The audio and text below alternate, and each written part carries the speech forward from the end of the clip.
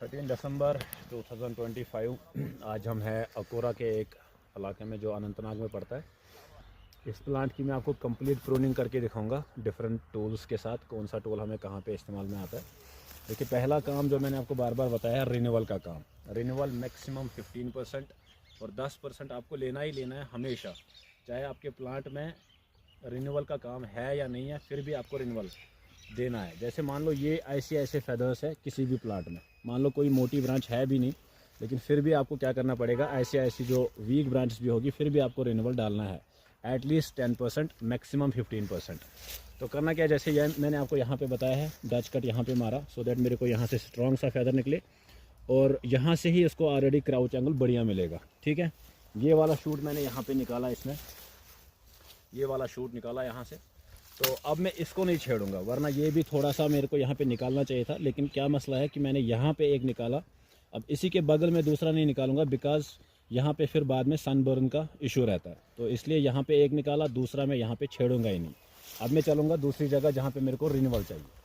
अब ये वाला शूट है, अपराइट जा रहा है, क्राउच एंगल बिल्कुल ख़राब है, तो मैं इसको भी डच कट लगा के निकाल लूँगा।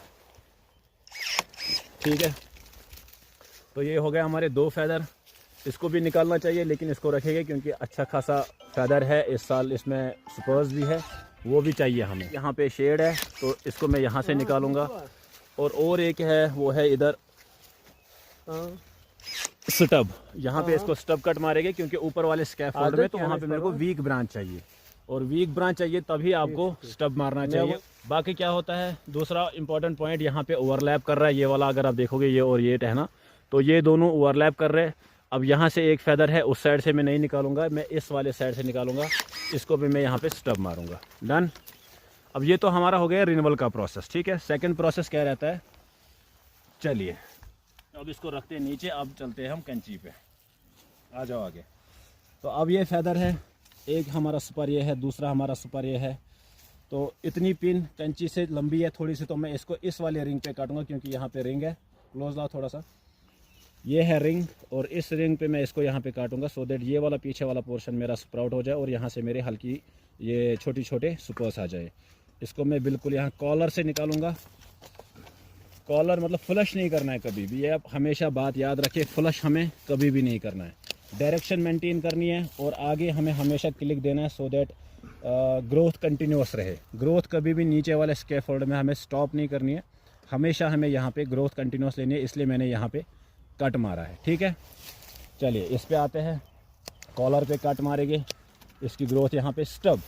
हाँ, दूसरा जो ऑप्शन होता है यहाँ पे, एक तो हल्का ऐसे मारते लोग, तो मेरे हिसाब से वो गलत है क्योंकि यहाँ से क्या होता है, स्ट्रॉन्ग ये ग्रोथ निकलती है। लेकिन हमें क्या करना चाहिए, हमेशा स्टब पे काम करना चाहिए। गाला में खासकर डेलिशियस में हम तिरछा ही मारेंगे और यहाँ पे हम स्टब कट मारेंगे, मतलब गोल कट मारेंगे। इससे क्या होता है, पीछे अच्छी खासी से स्प्राउटिंग होती है और अगर ग्रोथ भी निकलेगी तो वो बिल्कुल हल्की निकलेगी। डन।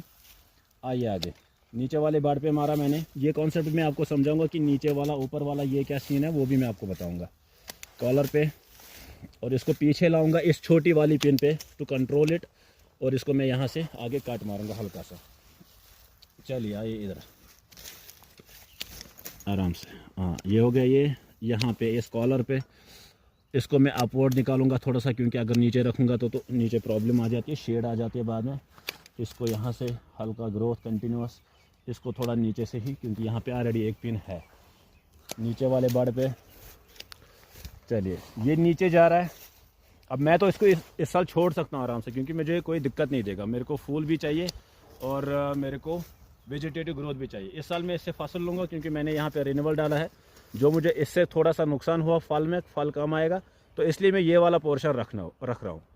अगले साल मैं इसको आराम से निकाल सकता हूँ। चलिए इस पे, इसको ये रिंग पे, इसको अपवर्ड थोड़ा सा करने के लिए ये हो गया। यहाँ से बाड़ पे अगेन, इस वाले को भी बाड़ पे अगेन। डन। इस वाले को अपवर्ड बाड़ पे दूंगा, क्यों दूंगा, क्योंकि नीचे जा रहा है ज़्यादा, थोड़ा सा एक्स्ट्रा बेंड हुआ है, तो इसको ऊपर डायरेक्शन देने के लिए थोड़ा सा हल्का फुल्का, तो मैं इसको ऊपर वाले बाड़ पे छोड़ रहा हूँ। रीज़न दूसरा ये भी है, अगर मैं इसको नीचे वाले पे डालता तो फिर से अगेन ये बेंड हो जाता, ऊपर वाले पे डाल दिया तो हल्का फुल्का कम ही बेंड होगा। अब यहाँ पे कॉलर पे हल्का स्टब, इसको स्टब, इसको स्टब, बाकी जितना भी है वो हमारा ऑलरेडी डन हो चुका है। अब मैं ऊपर वाले स्कैफोल्ड में आपको दिखाता हूँ ऊपर वाले स्कैफोल्ड में क्या करना है। चलिए, ये टूल है हमारा भाई का, ये अपने परवेज साहब का, तो इसको हम यूज़ करेंगे। ये वाला जो है यहाँ से मैंने इसमें निकाला है रिन्यूअल के लिए, और यहाँ से छोटी छोटी हल्की पिन्स है, तो मैं इसको यहाँ पे नीचे वाले बार पे ही काटूंगा। ठीक है, डन है इतना। चलिए इस पे आते हैं, इसको मैं यहाँ पे काट मारूंगा, अगर तो मैं उस पर काट मारूंगा इसमें। डन। चलिए आइए इधर, ऊपर जो ये वाली पिन्स है इनको छेड़ना नहीं है बिल्कुल भी, इन वाली पिन्स को छेड़ना नहीं है, क्योंकि अगर इसमें हम छेड़ते रहेंगे कंटिन्यू तो ये हमारा वेजिटेशन में जाएगा, और वो ऊपर हमें चाहिए नहीं। ऊपर हमें बिल्कुल क्लोज कैनोपी चाहिए, और एक बार अब जब हम इनको छोड़ेंगे, एक तो यहाँ से फ्रूट देगा, और ऊपर पीछे जो ये एरिया है ये सारा स्प्राउट हो जाएगा। जो ये एरिया है ये सारा स्प्राउट होके पिन्स, ये क्या कहते हैं, सुपर्स निकलेगी, और लाइफ टाइम हमारा ये वीक रहेगा और हमेशा के लिए प्रोडक्शन देगा। चलिए बाकी जो भी है इनको हम निकालेंगे स्टब पे।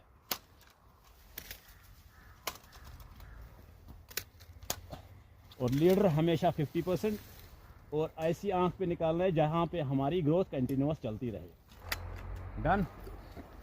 तो ये हमारा प्लांट हो चुका है कंप्लीट। अब यहाँ पे एक टहनी रही है, इसको हम निकालेंगे 50% इस साल की ग्रोथ। चलिए, अगर और भी आपकी कोई क्वेश्चन है कोई भी प्रूनिंग के रिलेटेड, तो आप हमें कांटेक्ट कर सकते हो हमारे नंबर पे। और आज हम हैं अनंतनाग के डिस्ट्रिक्ट में, होपफुली हमारा नेक्स्ट डिस्ट्रिक्ट होगा वो होगा बांडीपोरा साइड और बडगाम साइड। चलिए, थैंक यू सो मच।